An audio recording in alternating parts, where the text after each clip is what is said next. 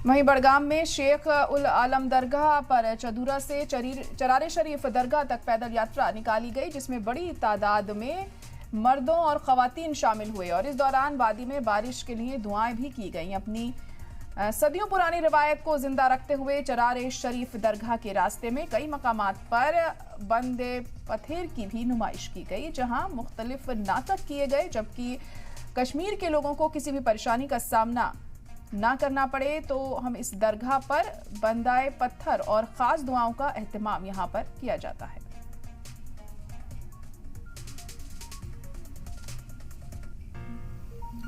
तो यहाँ पर खास बंदोबस्त किया गया। आपको बता दें कि यहाँ पर लोग पहुंचे चरारे शरीफ दरगाह की तरफ और ये पुरानी रवायत है कि इस तरीके से लोग यहाँ जाते हैं। बड़गाम में शेख उल आलम दरगाह पर चदूरा से चरारे शरीफ दरगाह तक पैदल यात्रा निकाली गई, जिसमें बड़ी तादाद में खवातीन और मर्द शामिल हुए।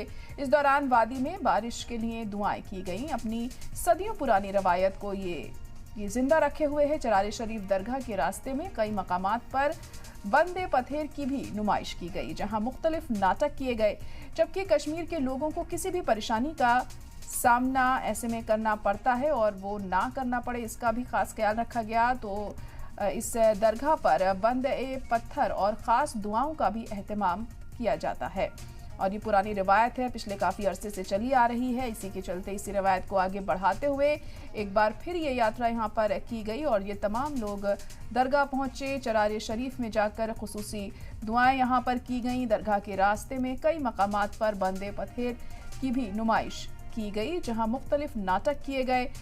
जब भी कश्मीर के लोगों को किसी भी परेशानी का सामना करना पड़ता है तो इस दरगाह पर यहाँ पर दुआएं मांगी जाती हैं।